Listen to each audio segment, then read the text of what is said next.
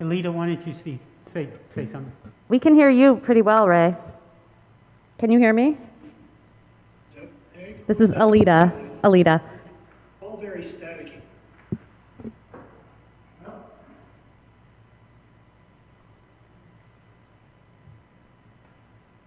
Well, we'll have to play it by ear. We'll do our best. Yeah, we can hear you very good.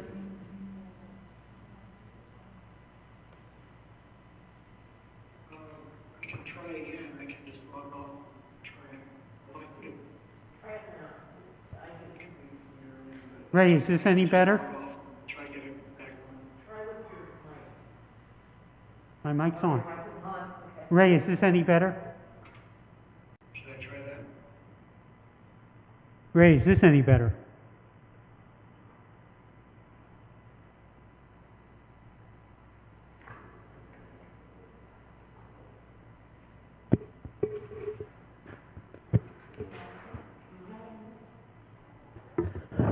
Ray, are you able to hear me? This is Tammy.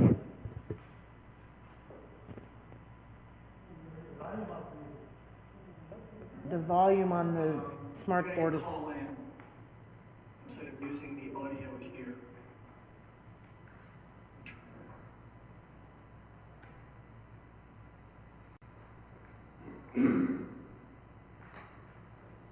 Amy, are there other people that are logged in already? Yes, we have 4 people waiting. Okay.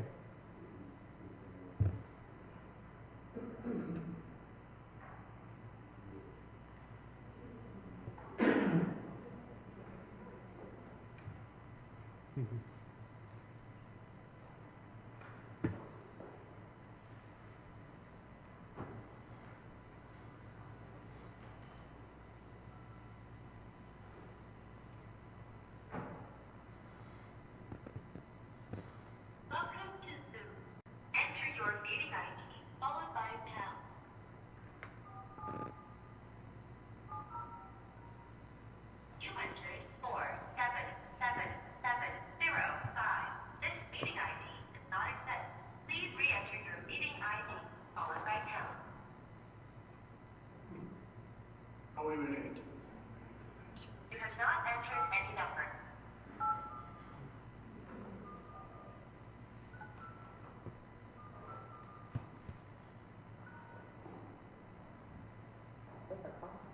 Enter your participant ID followed by pound. Otherwise, just press pound to continue.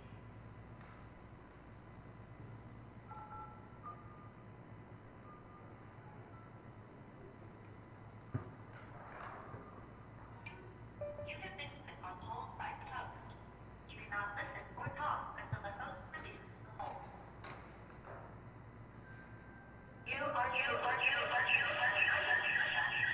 Tammy, mute him on his video. It's muted.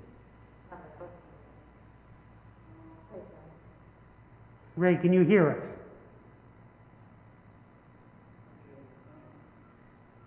Ray, can you hear this?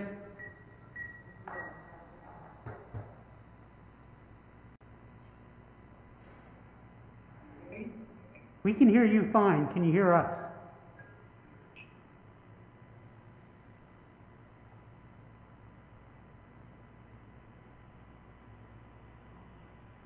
Ray? I don't know that the audio is necessarily going to get any better for him because we're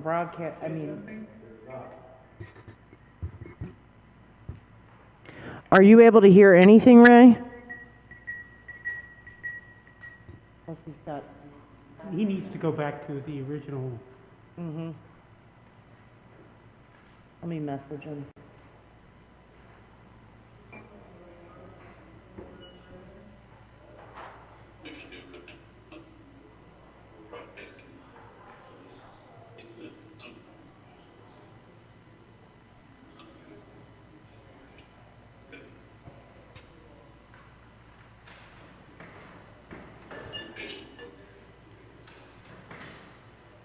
Hey, Ray?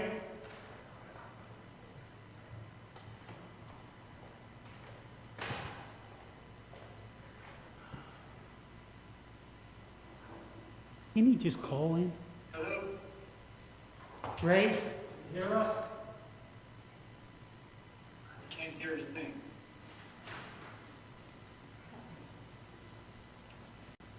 Okay, let me message him and let him know we can hear him.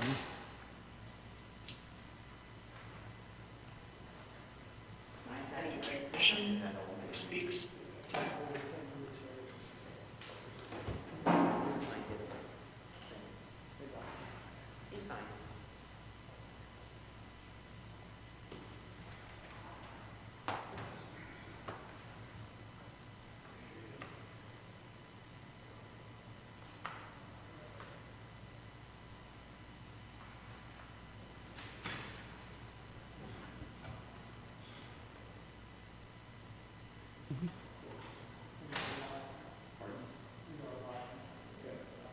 We go ahead and get started? We go ahead and get started?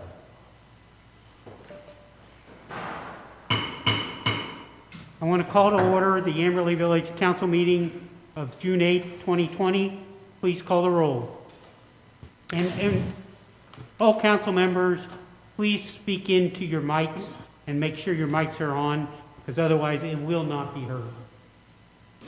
Richard Bardak. Oh, Peg Conway, sorry. Here.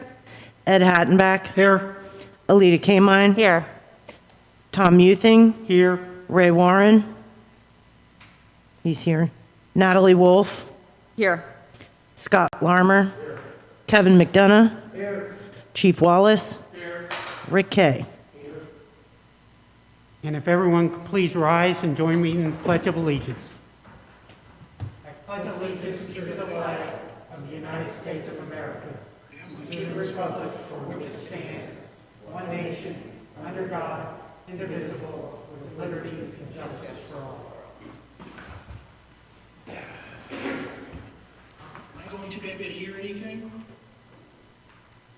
Ray, I assume you can, if you get back to where you were before, it's going to be muddled, but you should be able to hear. Can you hear?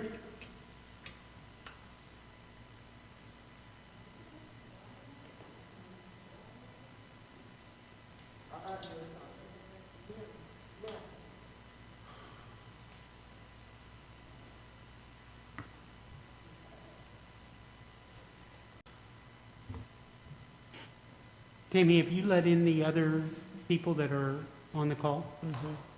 Have you let them in? Not yet. Well, you should let them in.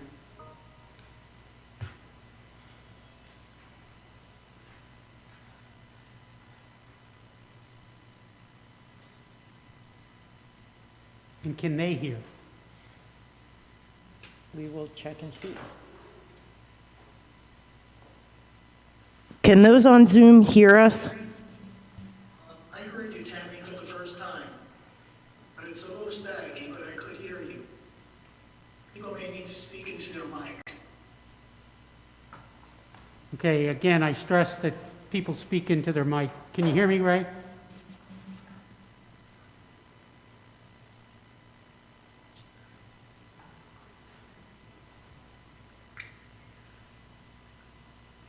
Okay, the first item on the agenda this evening is our minutes from our last regularly scheduled meeting.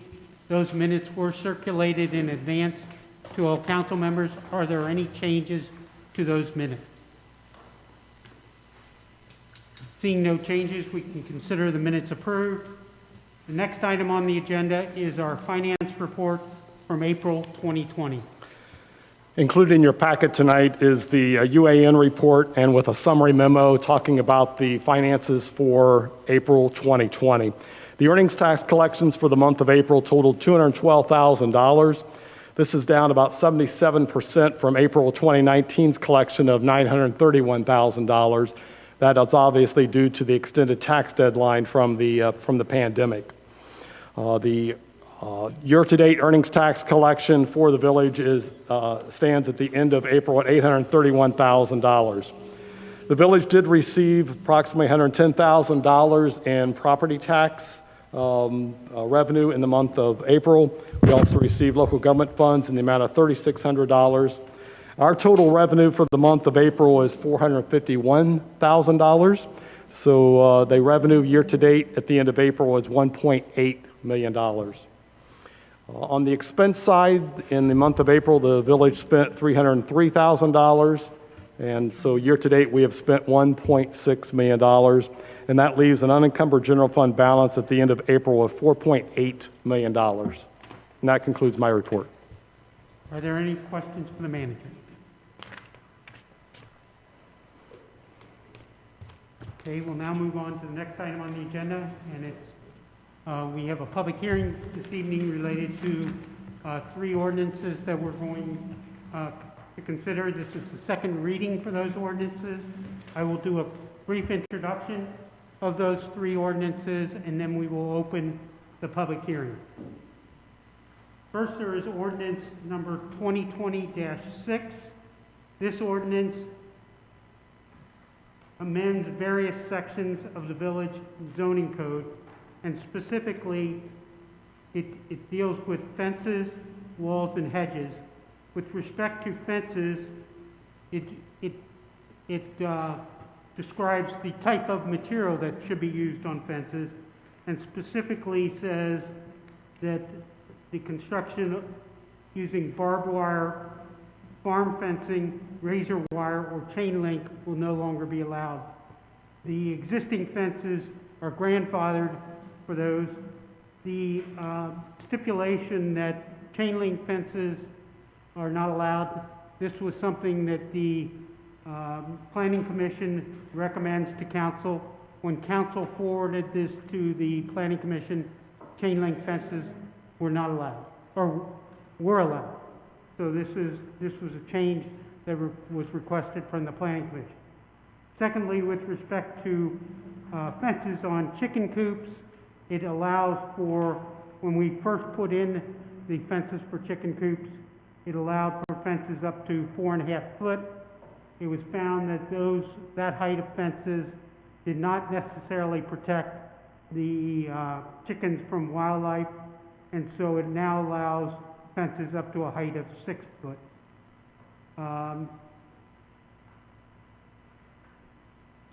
Then we have also before us ordinance 2020-7. This amends general regulations of the Municipal Code of Ordinances. And what this ordinance would do is it would require fencing around swimming pools to be a minimum height of 4.5 foot. Existing code has that height at 3 foot. And again, this is for safety reasons. The existing fences that are already around pools would be grandfathered.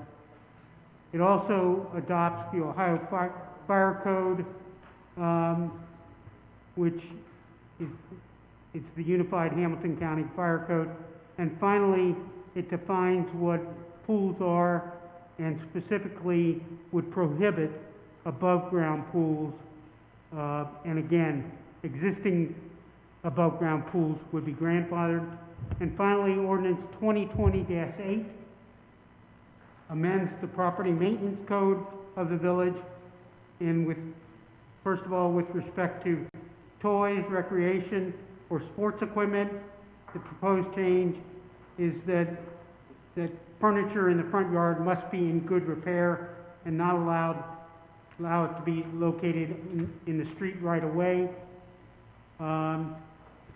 Also, the existing code does not have language with respect to mold and algae that may grow on sides of houses, especially on certain sides of the house. And the code would now add a requirement that any surface found to have algae, mold, would need to be cleaned and maintained. And it also provides, with respect to firewood piles, that those should not be in the front yard. And there are also provisions with respect to penalties and notices. So this is our second reading of these ordinances, and I would like to now open up the public hearing. It is now 6:45, and we are opening the public hearing. And we will have people from both in person as well as via Zoom. And I would first like to ask Mr. Moses to come forward and make the first presentation. We will rotate between those in person and those via Zoom. Thank you for attending.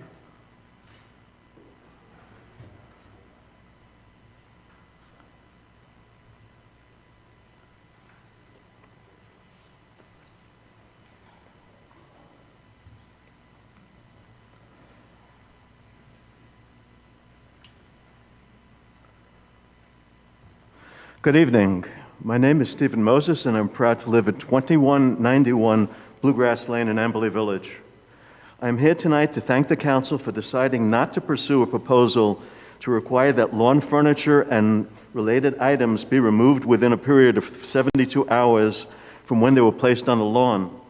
The substitute proposal of requiring that such items must be in good repair and not allow the items to be located on the street right-of-way is an excellent alternative. When I was reading through the public hearing notice and the proposed changes to the village zoning code, I noticed reference to changes regarding fencing. As originally reviewed by the Law Committee, the revised zoning code would prohibit barbed wire, farm fencing, and razor wire fencing. While I lack sufficient familiarity with existing farm fencing in Amberley Village, I would concur that barbed wire and razor wire fencing are not in keeping with the dignity and maturity that characterizes Amberley Village. The public hearing notice goes on to indicate that the Planning Commission added chain link fencing to the list of fences that would be prohibited. The Planning Commission's perspective was that the village does not want to encourage fences in order to preserve our vistas. And it opined that chain link fence has, and I'm quoting here, a similar feel as barbed wire, farm fencing, and razor wire, end quote, fences that are proposed for prohibition. In order not to take up much time or sound like the owner of a chain link fence company, I simply want to say that I cannot equate barbed wire and razor wire fences with chain link fences. I would say that chain link fences are found all over the village, whereas barbed wire and razor wire fences are rather rare. But let me be more direct. Last Tuesday, the public hearing notice, including an accompanying video, was circulated. Plaudits to Mr. Lahrmer for presenting the information very clearly in the video, which also included closed captioning. Very helpful. Last Tuesday was also a day that I saw an interesting picture from one of the national parks out west. Google's competitor, Bing, presents an interesting picture each day from around the world. Let me share copies with the members of the council, the picture that I saw last Tuesday. Which also included closed captioning.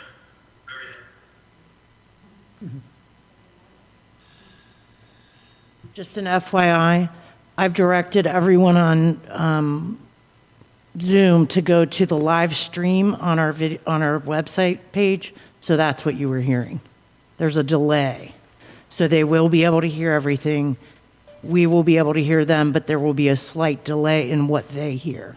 So once they start a presentation on there, they should then turn off their audio so you don't have the feedback from the delay. Correct. So if you're watching the live stream while you're on Zoom, mute your audio. But there will be a slight delay in what they hear. So I have a question, Mr. Moses. Ray, can you? So if you're watching the live stream while you're on Zoom, mute your audio. I didn't hear Mr. Moses from the beginning.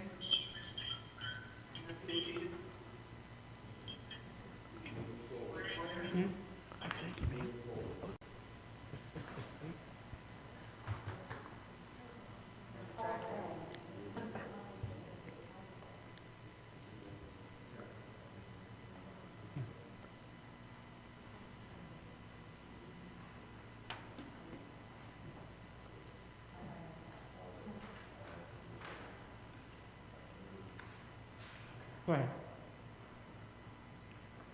The photo is of a beautiful vista at a landmark waterfalls. If you look at the lower left, you will see a fence. Being a national park, I am sure that a lot of thought went into what fence would be best to use so close to the beautiful waterfalls. What was chosen was a chain link fence.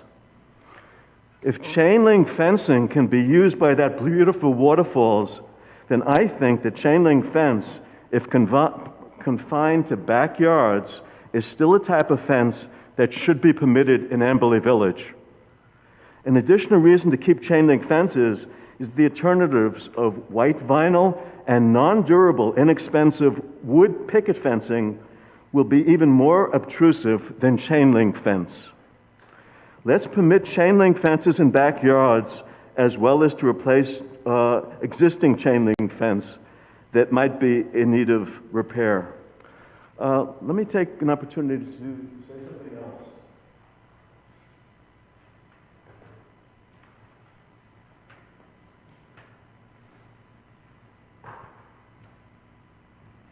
I want to also mention, as many of you are aware, the 2-year-old son of Amberley Police Officer Dane Donovan was recently diagnosed with a rare form of cancer. I would urge my fellow residents to join me in helping the Donovan's family at this time of need. Lastly,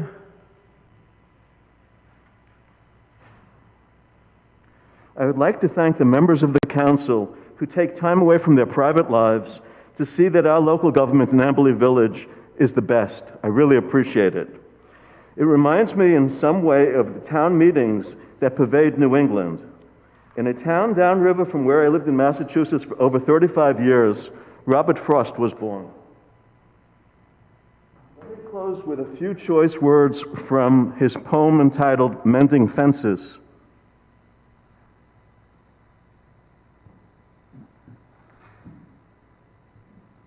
Good fences make good neighbors. Thank you very much for your attention.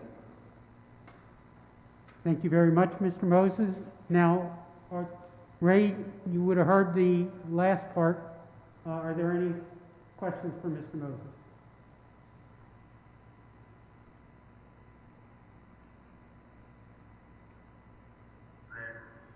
Thank you very much for your attention.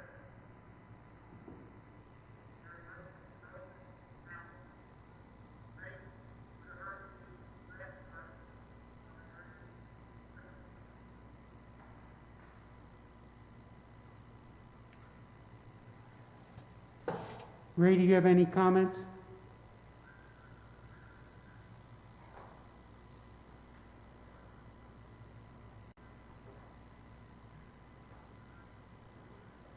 Okay, we'll move on to the next presenter in the public hearing, and this will be a presentation via Zoom. Good. Tammy, would you like to invite one of the? Good, thank you.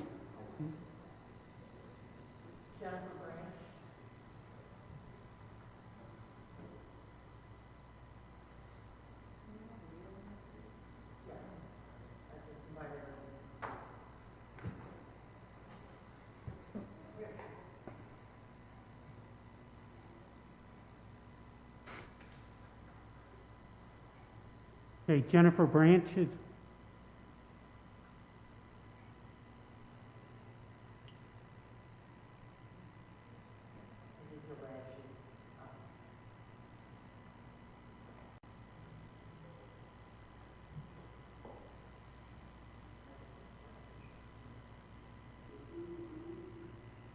I'm here.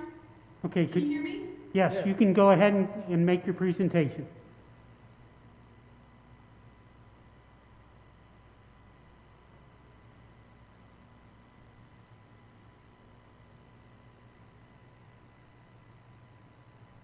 This is Jennifer Branch. Can you hear me? Yes. Thank you. Thanks for the opportunity to speak this evening. I just had a few questions. I was reading changes to the zoning ordinance on fencing, and I had a question on the,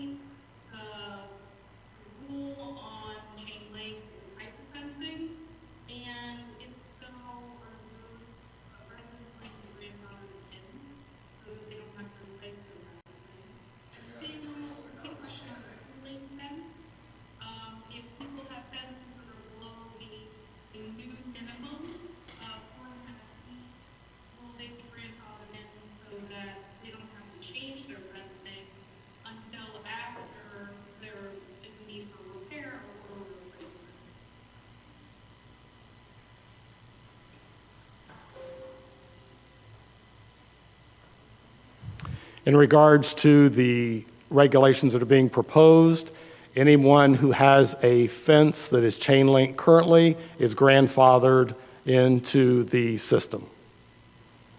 And anybody who has a chain link or a fence that is less than the 4.5 feet for their pool is grandfathered into the system as well.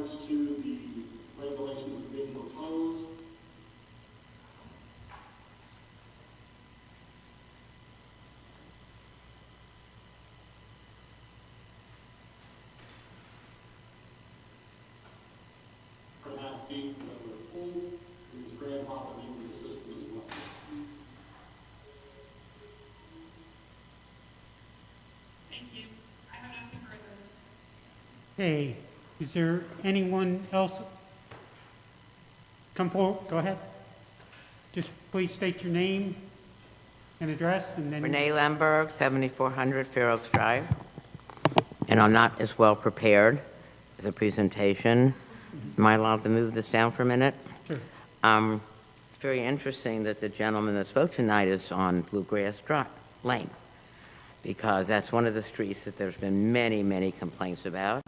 And I myself drive down there periodically, and I will not mention names, it's not the right thing to do. But there are people that live on that street that would like to have a way to move that can't. It is, in my opinion, until yesterday or the day before, I don't know what changed, an embarrassment. Couches, toys, you name it, it's there. And I thought that Amberley had an ordinance against those things. But I was told a year or two ago it was a 72-hour ordinance, and I'm not exactly sure what that means. Sorry.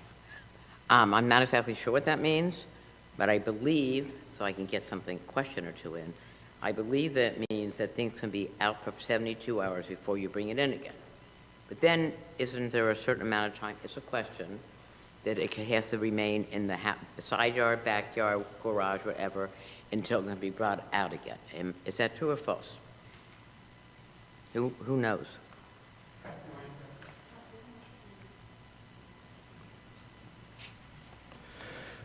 This particular section that Ms. Limburg is referring to is not being proposed for any changes this evening, but to answer her question, there is a 72-hour limit for toys to be in the front yard.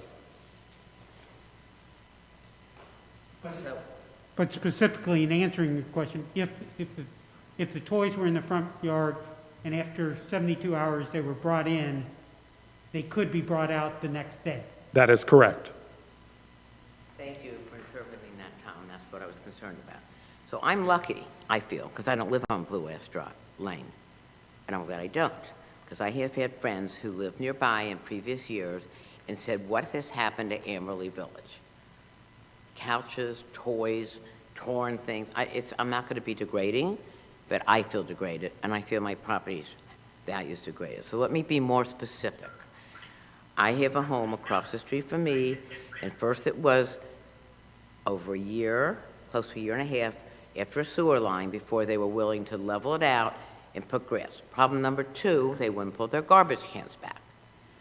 And I had to call Scot, and finally they got a registered letter that they wouldn't sign, but finally they got a fine.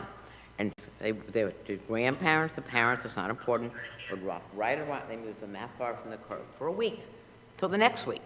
And they'd fall over from wind, and they'd fall over from rain, and no one seemed to give a darn. They'd walk right around, and these are two able-bodied young parents. So eventually they got a fine, they did it again. They got a $100 fine. Then I heard all kinds of complaints, what kind of village do we live in, that they'd be fined, but it stopped. So I wanted to speak about that particular residence. It started, we have been in town after the pandemic since April 20th. It was beautiful the end of April, so we've been sitting outside when my husband comes home, what little bit of work he has. First it was a plastic slide. Then it was a little plastic stand with a basketball and two balls. Then they added another ball. Then there's a metal chair. Now on the driveway there's little wheelie carts. You know, my grandchildren are even too old for me to name what they are, but now there's 7 objects out there. I don't want to see them. If I have to put my house up for sale, as all my friends did, so be it. I'm going to speak against that ordinance. I think it is, when a person has a side yard, a lap on their driveway, and a backyard, why they can't pull their own children's toys off the front lawn is question I'm beyond. And I didn't do my homework, so I don't know about fencing, but I'll only make one comment, one only. What little bit I've seen of fencing, besides we happen to face a tennis court on the side yard, our neighbors moved, and it's rusting, and it's not very pretty to look at. I think more fencing would be another black mark in Amberley, and I think it would only lead to worse. So I don't believe in fencing, but if they start to defend police departments, not this one, I want razor fencing in my yard. So thank you for your time.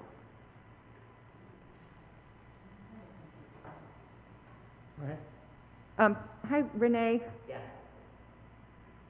So, did you say that you're not familiar yet? You haven't familiarized yourself with the zoning, the property maintenance changes that are being proposed? Oh, I know the one. Because I heard you say that you are against them.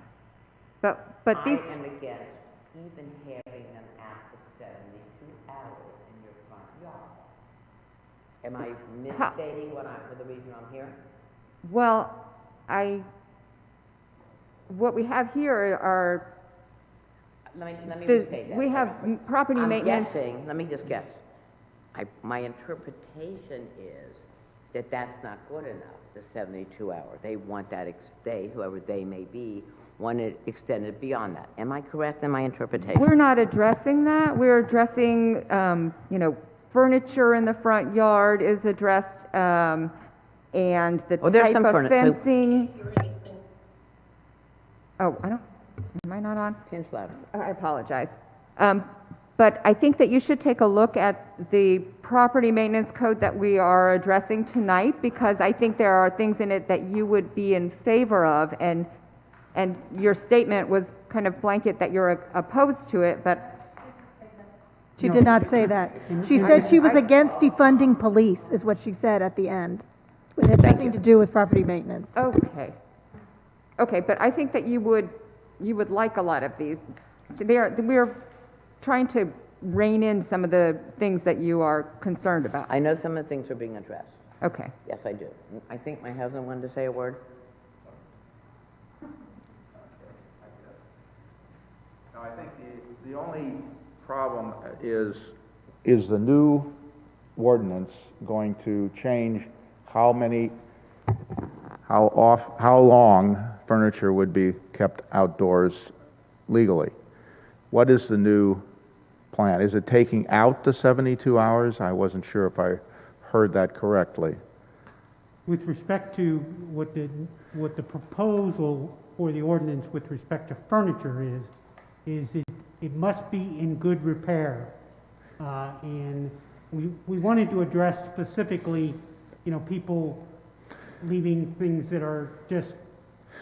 I think what my wife's trying to say is that we're not opposed to Shabbat having furniture out and people walking down the street saying hello and enjoying the day. That is not the problem. The problem is when the furniture remains out on Monday, Tuesday, Wednesday, Thursday, Friday, or Monday, Tuesday, Wednesday, and Thursday, and to say that something is in good repair might require a difference of opinion of what good repair is. I'm afraid that some of the things that I see outside in my house when I walk out are not what I would consider in good repair, and are not particularly conducive to quality of how the neighborhood appears during the week. I don't think we're going to say that it's inappropriate to have it out at all. It's just a question of how long during the week it's out, and then the question comes up as to who's going to determine what looks in good repair. Is the police going to come around and take a look at everything and say, okay, that looks good? Maybe it's their interpretation. Maybe the neighbors don't feel it's the same as what they would call good repair. So I think there's a confusion, and anytime an ordinance is written where something is not quite stated emphatically creates a problem. and I think that that is where this ordinance probably would go. It's going to create a problem where somebody is going to say, I don't agree with what's in good repair, and I don't know how we're going to satisfy those questions. Okay, thank you. Did you want to add anything? Point of clarification before it's over. Furniture, I'm assuming from what I read in the ordinance, furniture, for what I assume was in the ordinance, had nothing to do with toys. Am I correct? Ms. Limburg, you are correct. This ordinance deals with regulating furniture in the front yard, but not putting a time frame on it.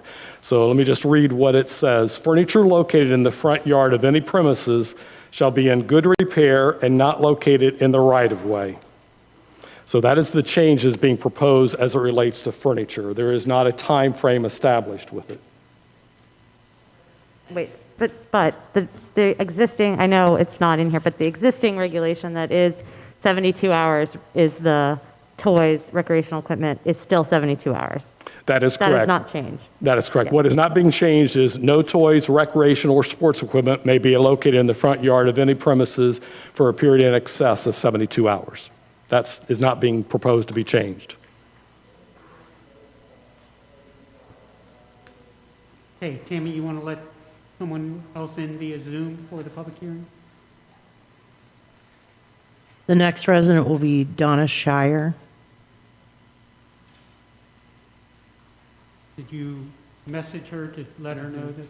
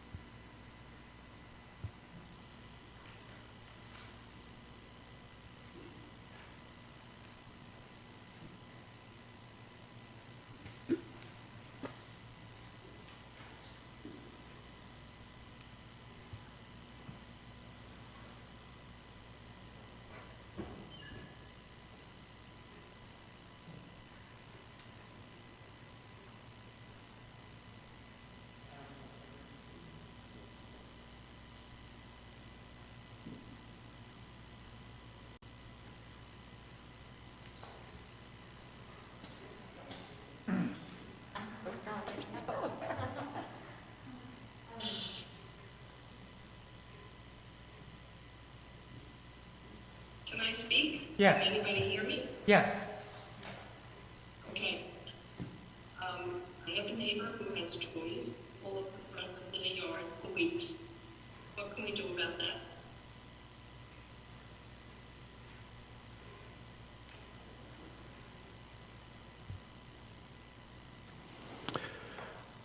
Donna, the village has an ordinance that stipulates that toys and sports equipment cannot be left in the yard for greater than 72 hours.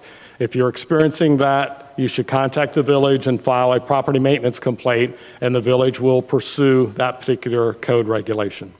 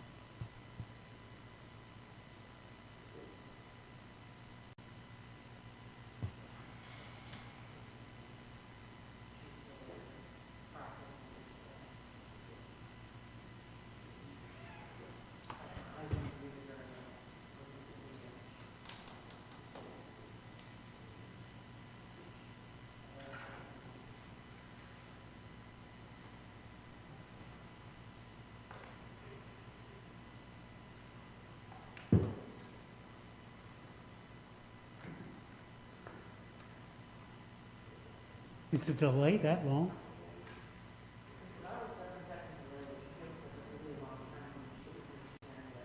No?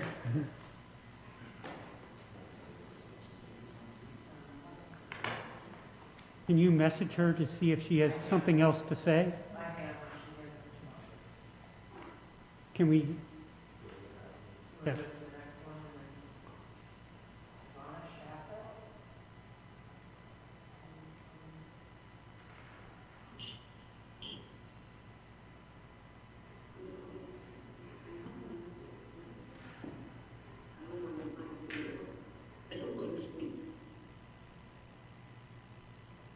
And the guy that's leading the meeting is the president of my friend.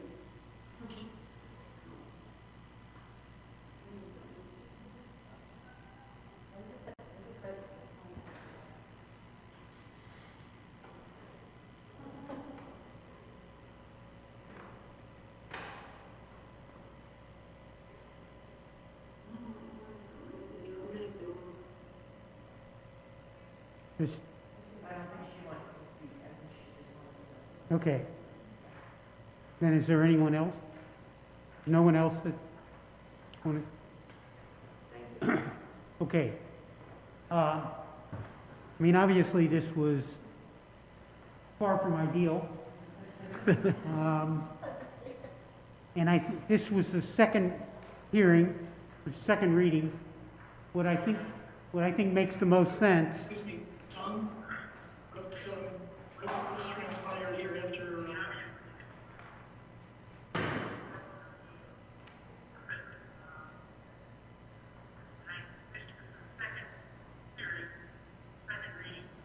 Ray,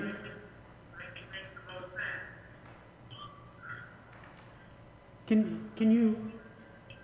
I'd rather not. What I was about to say, Ray, and you'll hear it in delay, is that obviously this public hearing did not work extremely well, and this is second reading. I know I am interested, and I know other council members are all interested in getting feedback from people. So I think what makes the most sense is that we'll have a third reading of this ordinance at our next meeting and have another public hearing that will give people another opportunity to speak to us, and hopefully we are able to work out some of the kinks to make it work better. Is that very good? I think that's a good idea, but I do want to, I'm hopeful that we'll be able to pass something at our next meeting, since it will be the third reading, hopefully, so in the interest of hopefully, like, if there are going to be major changes, we have new language here on fencing that we didn't have the last time we were all together even, or the law committee didn't have. If there are, I think it would be helpful if there are going to be changes to have them, maybe we can send ideas to Scott or Kevin in advance to have them vetted, and then we could have them in front of us for our discussion to kind of expedite our discussion if there are things that are going to be generated from council members. If there are amendments, if there are going to be amendments. But don't we have to up or down on a planning commission recommendation? No? Sorry. Maybe this is a broader process question then.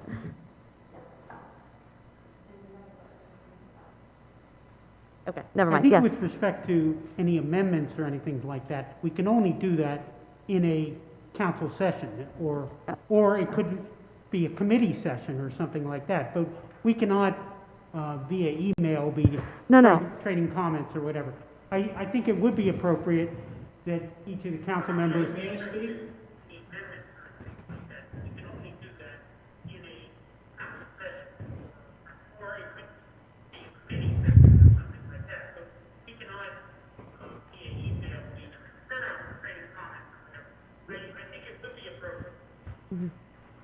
Go ahead, Ray. I have a question.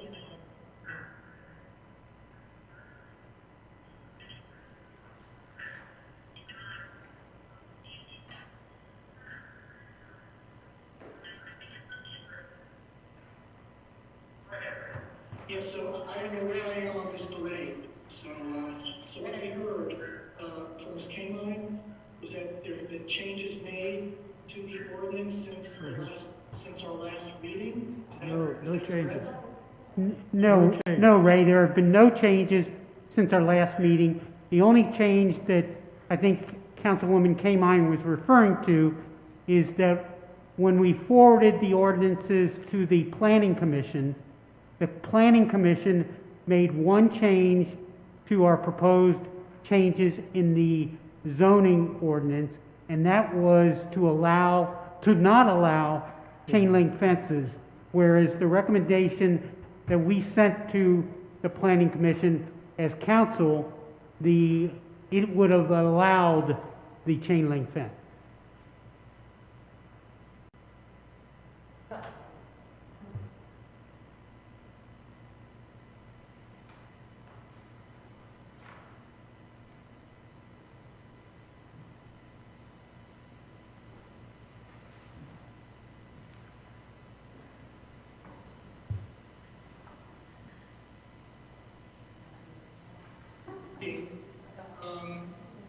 We did not allow chain link fences. Is that correct? When council forwarded the ordinance to the Planning Commission for consideration, our recommendation was that chain link fences would be allowed. When the Planning Commission considered the ordinance in their session and held a public hearing, they revised the ordinance and sent it back to council, and the one change they made was that they recommend not allowing chain link fences.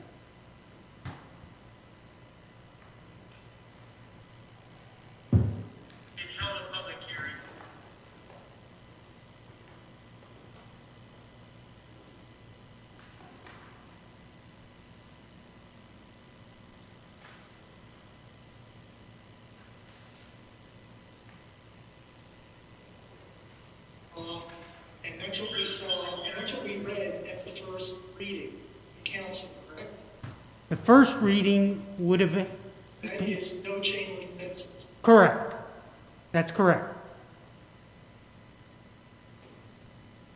I just want to be clear in terms of what's before council.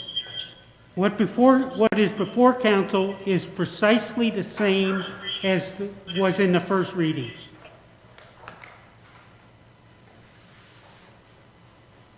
So can you clarify the process for us at our next meeting? Okay. What I would propose for our next meeting is that we would have the third reading of this.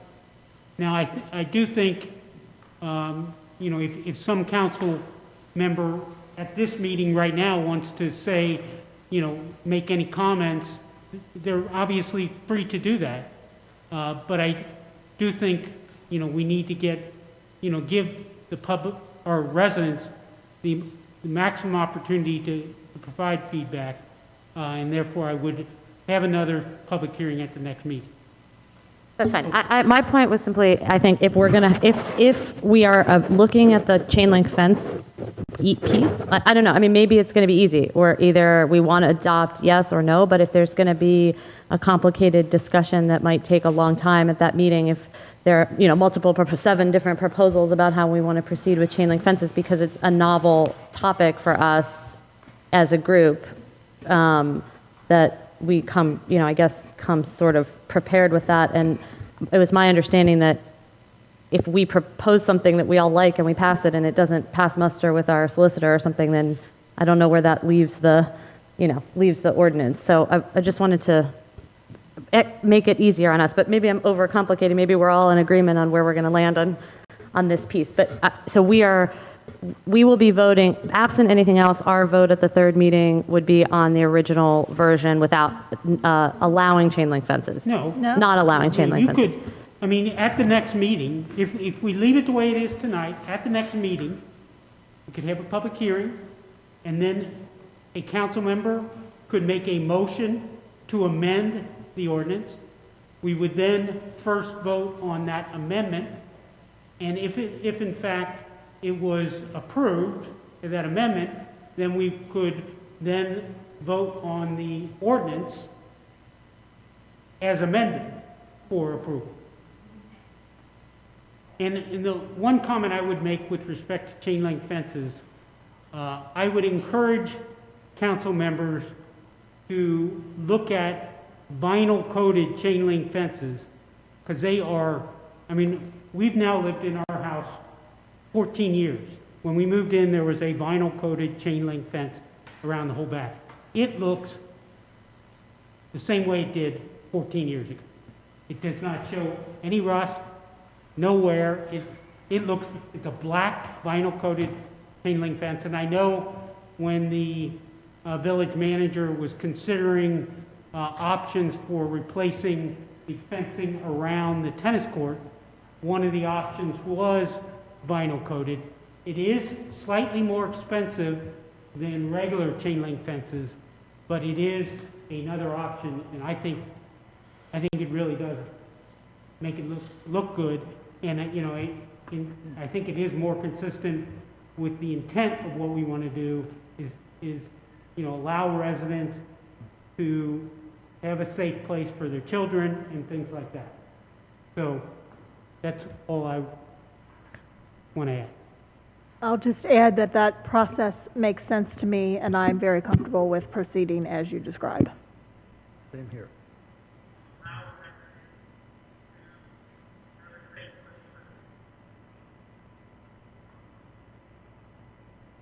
Ray?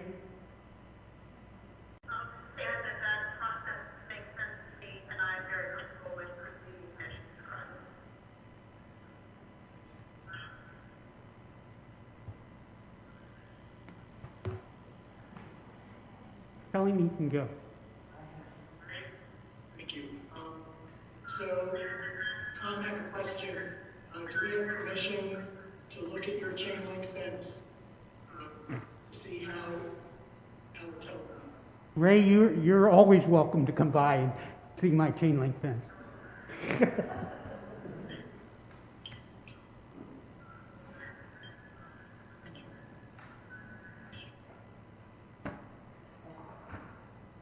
Okay?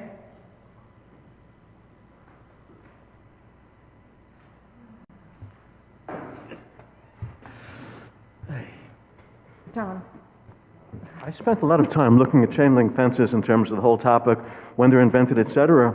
And I just wanted to add to your comment, Mayor, in terms of your mentioning the black coated vinyl.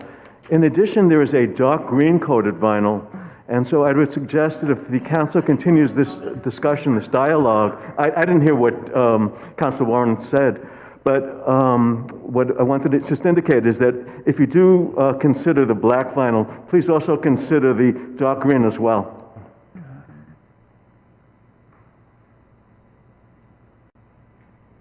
Thank you. I don't want to throw a wrench in everything. I may be in the minority here, and I know we're all happy and thrilled to be in person in council chambers, but I am finding that this is way more challenging than it should be to have half Zoom, half in person. There is a long, long delay, and I would suggest, unless we can make these hearings go more smoothly, or then we should head back to Zoom, because things just, it may be not ideal, but it was a lot easier to hold a hearing.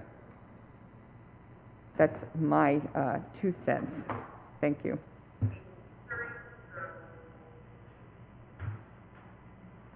Okay, we'll now move on to the next item on the agenda, and that's committee reports. We'll first have the Finance Committee. Thank you, Mayor. The item I want to introduce is the approving the tax budget for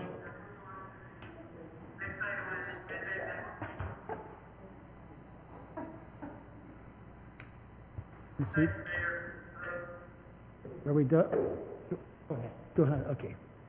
To approve what's called the tax budget, which is a requirement by the state of Ohio, which local governments must adopt a budget to justify receipt of local government monies from the state of Ohio. And this must be passed by July 15 and submitted to the county auditor by July 20th.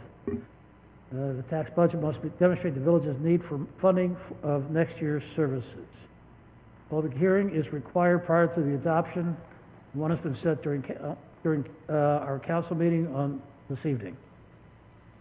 Okay, I would hereby like to open the public hearing on the 2021 tax budget. It is now 7:26. Are there any people in attendance via Zoom or here that would like to make any comment on the tax budget?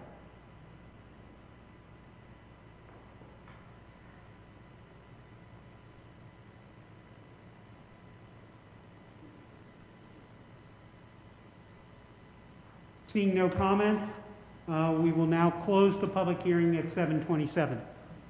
Okay. Thank you, Mayor.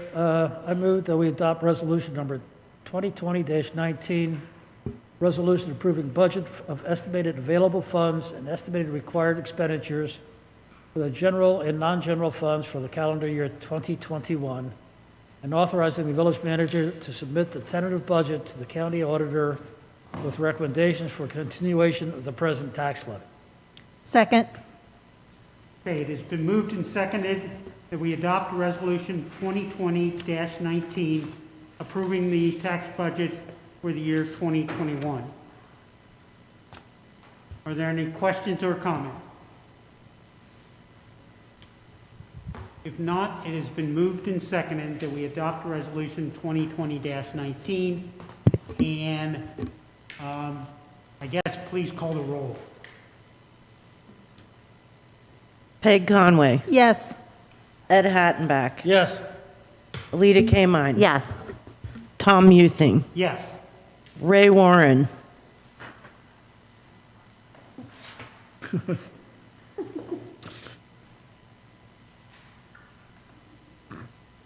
Conway. Yes.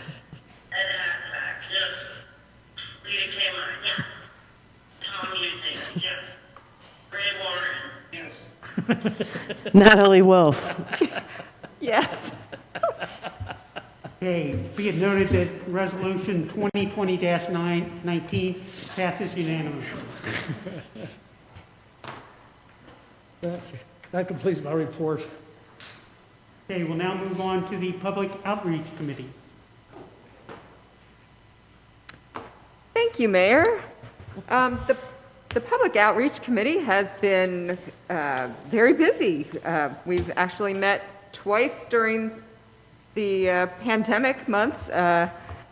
We met on May 19th, where we discussed the property maintenance code revisions and how well we were, or property maintenance code violations and how well we were conveying, communicating with the village regarding violations. And then we met again just this week on June 5th.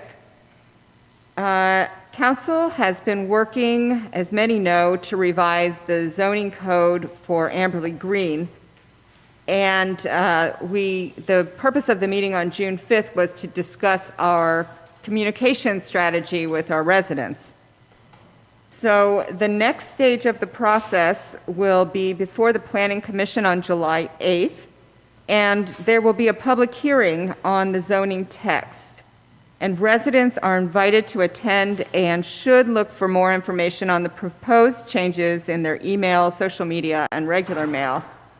And there will, after that, after the Planning Commission meets, there will be 3 additional hearings.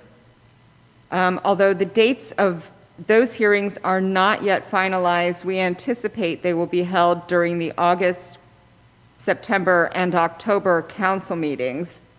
So again, we really want to hear from our residents at these public hearings, and we know that not all of our residents are as in tune as we would like them to be and receiving all of our communications. So when you talk to your neighbors who may be more connected, or you may be more connected than your neighbors, and they may not be aware that we are making zoning changes and having public hearings. So please, when you chat, advise them to to connect with Amberley Village, as we would very much like to hear from everyone who is interested. That concludes my report. Are there any questions for the Vice Mayor? I'd just like to add that there will be a series of videos and newsletter items, and so there's going to be lots of opportunities to learn, and so I just want to second the Vice Mayor's push to get people to sign up for the communications from the village. Any other questions or comments?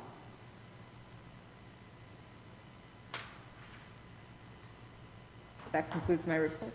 Oh, Ray? No, I Oh, just okay. I want to give him a chance.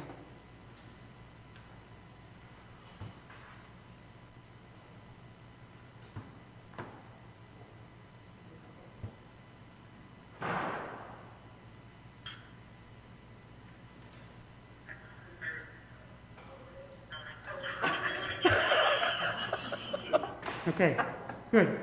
We'll now move on to the Compensation and Benefits Committee. Thank you, Mayor. So the Compensation and Benefits Committee met about a couple weeks ago for our annual report about the healthcare renewal. Just a reminder, we're part of the local government, Center for Local Government pool, so our health insurance and our dental insurance is negotiated through them, and we had our annual presentation from Haran this year about what the changes are. It was an extremely thorough presentation, probably the most detailed, thorough presentation we've ever had. So there's people who are really interested in that. We have a lot of facts and figures available. But this year there were increases that were approved by the CLGP and that ultimately the committee is recommending to council today. It is a 9.9% increase in our medical insurance this year, which sounds high, but that's actually, it started higher and they were able to kind of negotiate it down. The claims trends this year, we asked a lot about that, and they are actually up a little bit this year, even before COVID. They were not able to give us any indication or any speculation about what the impact of the COVID piece would be at the time of our meeting, but we were already kind of trending, not necessarily the village, but the pool up this year. So that and an ongoing, anybody who is looking at their own insurance probably is dealing with the same thing. Tremendous increases on the pharmaceutical side. The pharmaceutical costs are driving tremendous increases as well. And so the 9.9% increase that was approved and is being asked to be approved by us today also contains the plan is introducing some additional strategies, and Scott will be working with the provider and to make sure that all of the members of all of our employees understand what these changes are. But little things, but definite impacts on our employees with respect to containing specifically those pharma costs like prior authorizations on certain medicines and things like that. So the result of that will be approximately a total of about $32,000 increase to the village for the employer contribution, which will be about a $5,800 increase for our employees. Keep in mind that we do this it's not on our calendar budget year, so we only take about 4 or 5 months of that cost this year, and then we'll be able to budget for the rest of that increase next year, but we had budgeted for an increase already. We also, this year the plan usually does the dental in 2-year increments. And again, this was the first of the 2 years is up, so the board voted on a 3% increase over 2 years, which was a better deal than doing it for a year and then having a major increase next year. So that is where we are. So we expected these, and we have been planning and preparing for these increases over the last several years. We've had a really good run in the pool. And we get these very thorough reports, and Scott's very involved with this, so we feel, everybody felt comfortable that we were able to absorb this, that we were ready for this, and it's always helpful to hear and understand the trends as we continue to budget for our future as well. So we had the committee is recommending that we approve Resolution 2020-20, which is our medical and dental insurance renewal. Second. Okay, it has been moved and seconded that we adopt Resolution 2020-20 that basically provides for the village employees' health insurance plans, including the dental and medical plans. Are there any questions or comments? approved plan also has a reserve, which I didn't know the narrative here. It says the scope of deficit and funding. Is that correct? Yeah, there's a deficit of 100 and, I mean, it's an estimate. It's an actuarial estimate of what the deficit would be. And it could be, what they specifically said is by the end of this year, depending on what happens plan year, the deficit may not even be there. You just don't know. But they basically allow you to cover that deficit over it's a 3-year period. So that's included in the higher rate.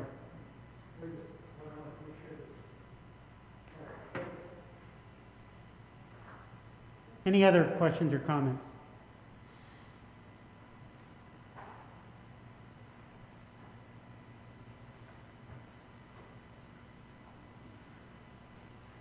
If not, please call the roll. Well, it's been moved and seconded that we adopt resolution 2020-20. Please call the roll. Peg Conway. Yes. Ed Hattenbach. Yes. Alita Kamine. Yeah. Tom Muething. Yes. Ray Warren.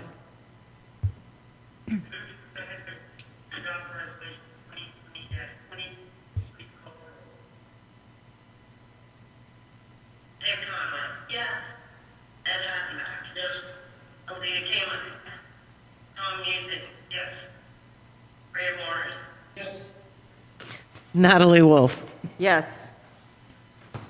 And that concludes my report. Thank you. We'll now move on to the Police and Fire Committee. Thank you. The committee has not met since our last council meeting, but in light of the national focus on police, I wanted to add to the statement that Chief Wallace sent out this week from the perspective of the Police Fire Committee. In particular, he referenced professional standards and training, and I wanted to elaborate briefly on those areas. First, the Amberley Police adhere to standards established by the state, specifically the Ohio Collaborative Community Police Advisory Board that was created in 2015 following the work of a task force the previous year. Prior to this time, there were no state standards, but the village voluntarily participated in accreditation through a private national organization. Ohio's initiatives came in response to court cases in the state and events elsewhere. To be certified by the collaborative, police departments have to adopt specific policies which address use of force and use of deadly force among them, and they document that these policies are being followed, and the certification process includes a site visit. Here in the village, the Police Fire Committee meets regularly with the chief and sometimes other officers. Our agenda items often have to do with making equipment purchases, which opens up discussion of procedures and operations so we understand how things work and why processes occur the way they do. We receive updates on department activity and new initiatives, and we have the opportunity to offer our thoughts and concerns. These regular conversations are informative and have contributed to a positive working relationship between council and the police department. In regards to police training, Amberley has long placed a high value on continued training for all officers. Even in the tightest budget years, training has been maintained. I asked the chief for more detail about training, and just as a cursory, I just learned that on a monthly basis, they have an hour a month on search and seizure training and arrest law procedures. And on a quarterly basis, they have 3 hours of training on use of force and use of non-lethal force, and the state requires only 1 time a year for that. Other certain topic trainings occur, like for an hour at a time. The topics have included policing culturally diverse communities, de-escalation, domestic violence, ethics and professionalism. That's just a sampling, and I've asked that more detail on this be provided at our next committee meeting. So finally, I want to acknowledge that the Police Fire Committee is ultimately accountable to the Amberley residents for our oversight of the police department and to recognize there's always room for improvement. And so I invite residents at any time to contact me with feedback and questions. My email address is on the village website, and our committee meetings, of course, are always open to the public, whether they are on Zoom or in person. We are committed to ensuring that the operations of the Amberley Village Police Department reflect the highest professional standards as well as values of respect and equality. That concludes my report. Are there any questions? Any questions? If not, we will move on to the chief's report. Do you have no report? What about the manager? Well, maybe I skipped the manager. That was an oversight.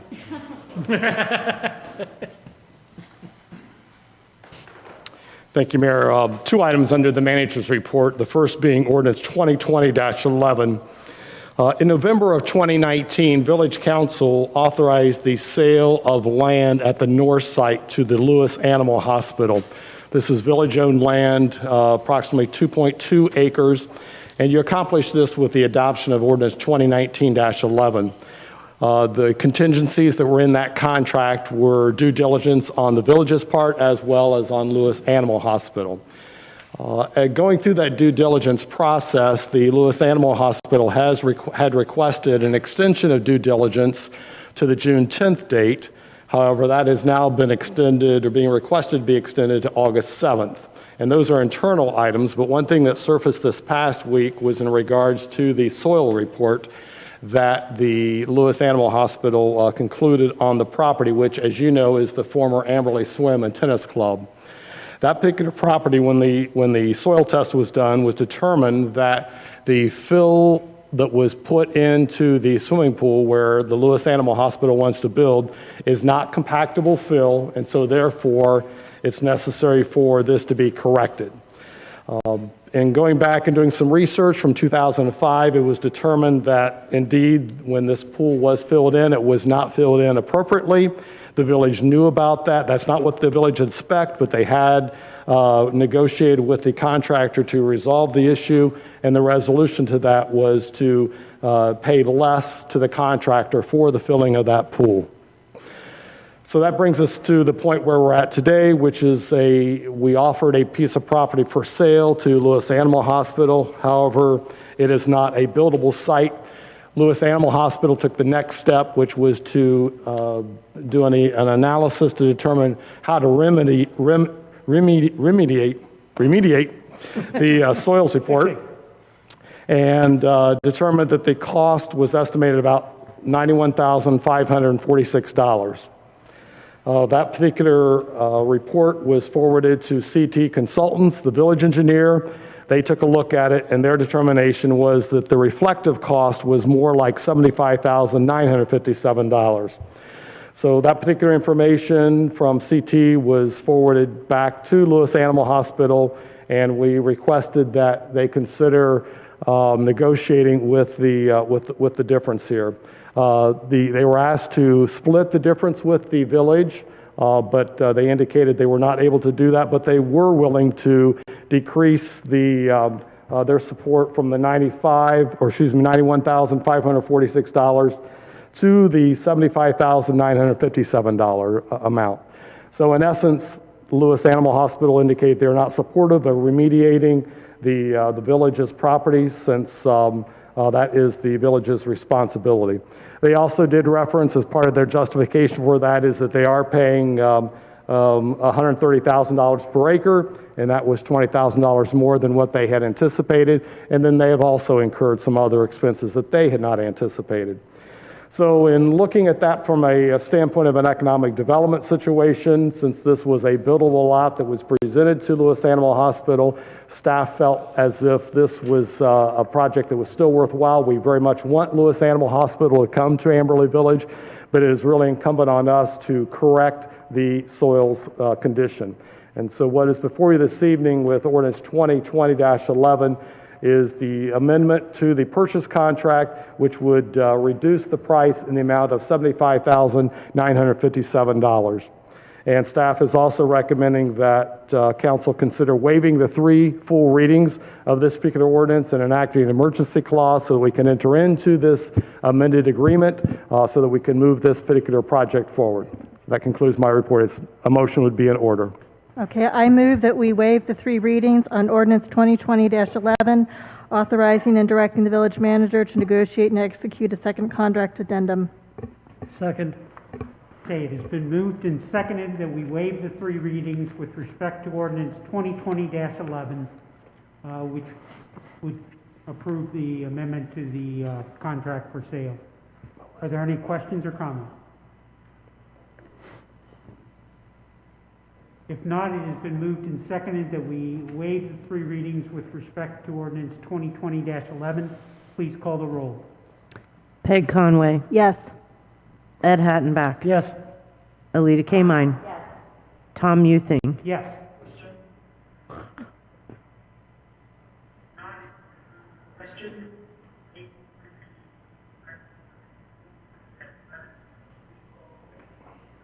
Peg Conway. Yes. Ed Hattenbach. Yes. Elaine Kamine. Tom Muething. Yes.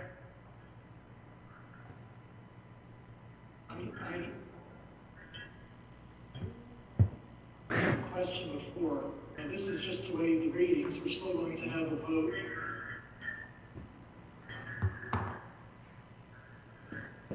Yes. This motion is just to waive the 3 readings on this particular ordinance. There will subsequently be a motion to approve the ordinance.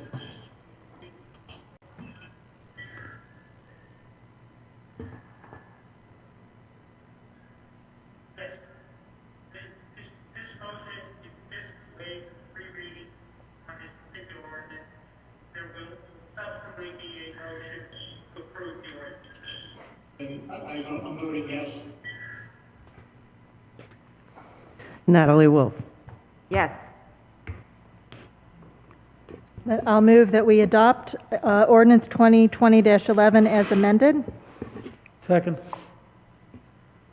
right? The actual ordinance is not amended. Ordinance Oh, sorry. 2020-11 is as As presented. stated, sorry. I move that we adopt ordinance 2020-11 authorizing and directing the village manager to negotiate and execute a second contract addendum. Second. Sorry. Okay, it has been moved and seconded that we adopt ordinance 2020-11, authorizing and directing the village manager to negotiate and execute a second contract addendum. Are there any questions or comments?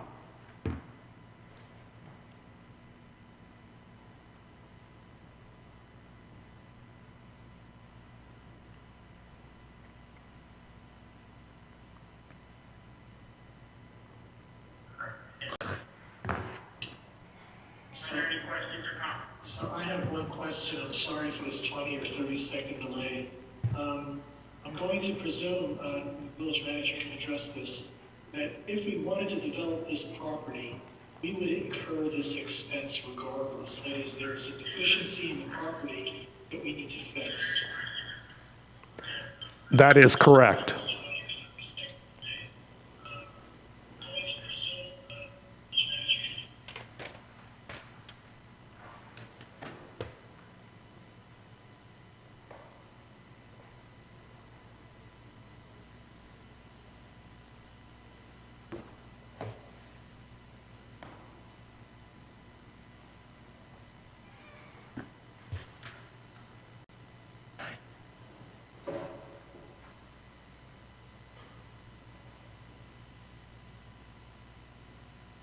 Okay, it has been moved and seconded that we adopt ordinance 2020-11. Please call the roll. Peg Conway. Yes. Ed Hattenbach. Yes. Alita Kamine. Tom Muething. Yes. Ray Warren.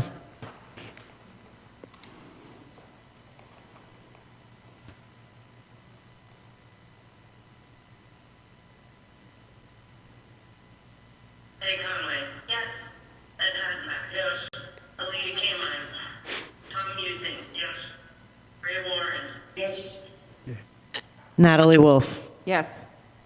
And I think it's worth, well, pointing out that the net sales proceeds the village will still see will be right around $200,000. The original sales price at the $130,000 an acre would have given us $275,000, and now we'll have to pay this. So we're still going to receive $200,000, and then we get a very good tax-paying entity on that site.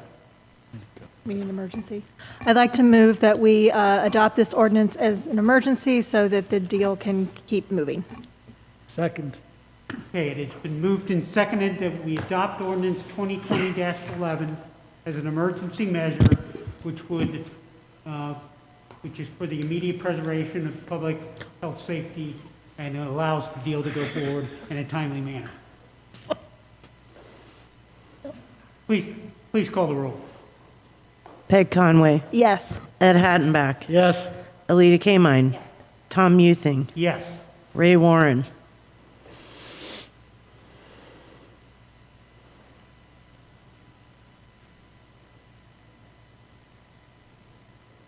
Please call. Peg Conway. Yes. Ed Hattenbach. Yes. Alita Kamine. Tom Muething. Yes. Ray Warren. Yes. Natalie Wolf. Yes. Okay, now the village manager can resume his report. Thank you. I had a few items to mention from the manager's report. First, I want to talk a little bit about our recreation amenities. As you know, the last month you awarded a contract to have the tennis courts resealed, and that work began last week, so it's currently underway, and I would anticipate that it would wrap up this week, and then also the fence will be repaired as well. Another improvement that you may have noticed today is that the infield mix for the ball field is being redone. We had some drainage area on the third base side, so infield mix was brought in to address some ponding in that area. And the third item is, since we are getting some calls from residents about playground, the playground here at the municipal building is still roped off. The governor, the OML indicated that they believe that this Wednesday we'd be able to open up the playgrounds, but the health department is indicating that is not the case. So the playground continues to be roped off until we get further guidance from the state on opening that up.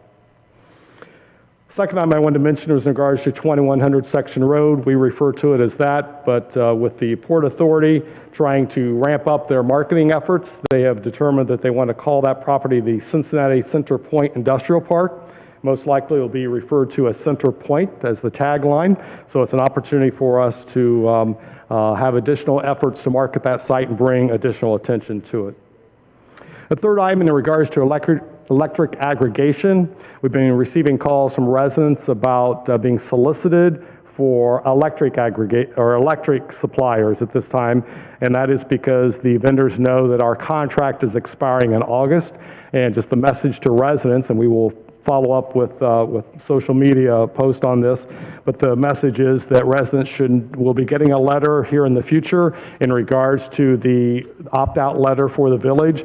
Residents do not need to do anything to stay in the village electric aggregation program. So any vendor that is not familiar to them, they should not reply to that particular individual. Our new vendor will be Constellation, and so residents will receive that letter, and we'll make that a letter available on our website.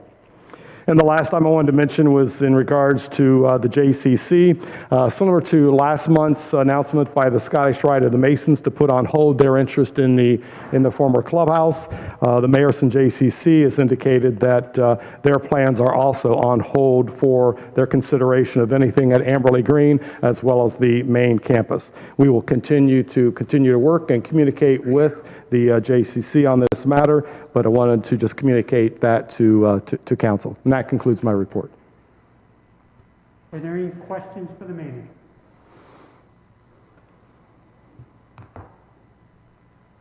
I'm just going to give Ray a chance to. This matter, but I wanted to just communicate that to council. Thank you.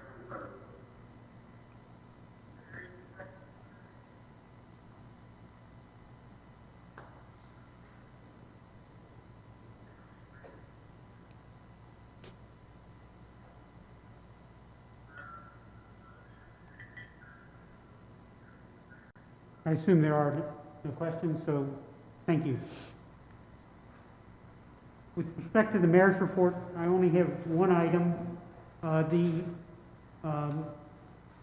We met as the Joint Economic Development Zone Board, which is our agreement that we have with Sycamore Township last week. The appointments by council to the Joint Economic Development Zone Board expire June 1st of 2020. So I would like to make a motion. Currently serving on that board is the village manager, myself, and Councilwoman Conway. I would like to make a motion that we continue with the same appointment, so I hereby move that we appoint, council appoints to Joint Economic Development Zone Board, village manager Lahrmer, myself, and Councilwoman Conway. Second.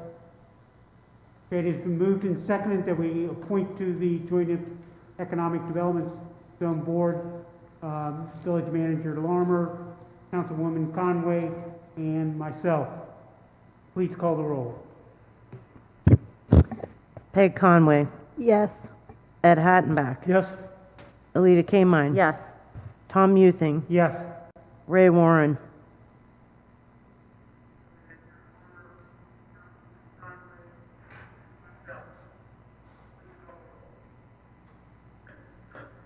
Peg Conway.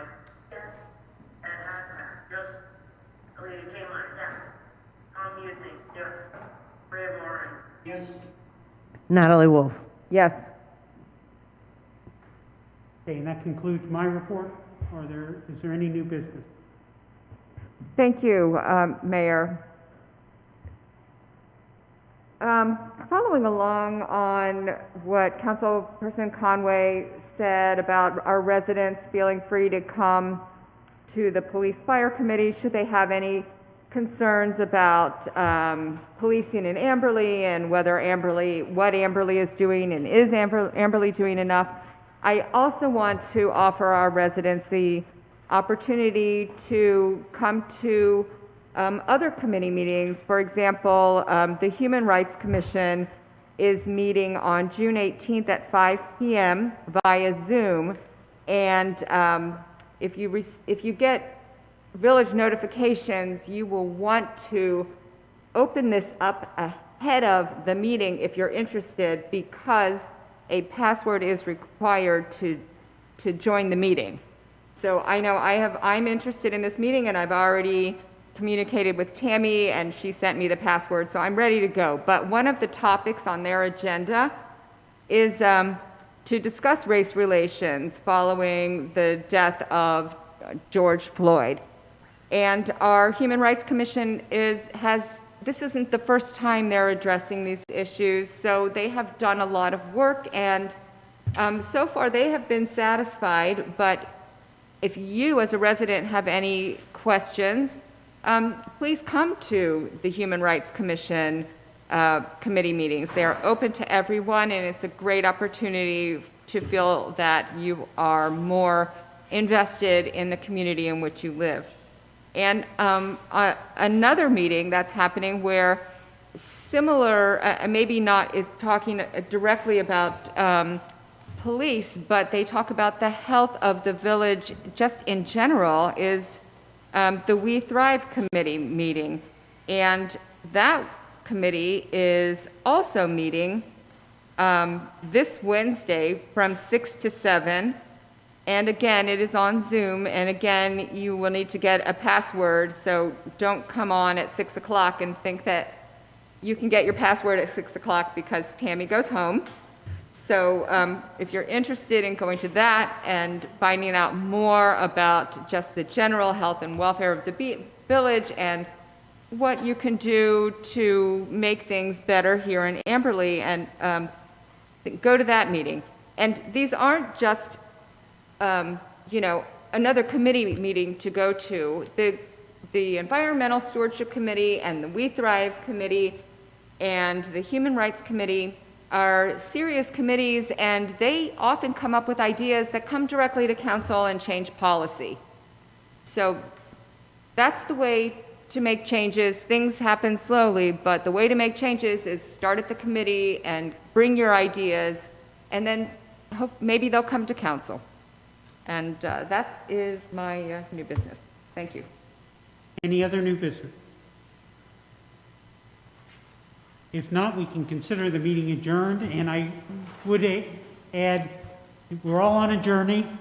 We're learning more tricks all the time. We will take this experience tonight, and we will incorporate it into our lessons learned, and hopefully get better. But thank you very much.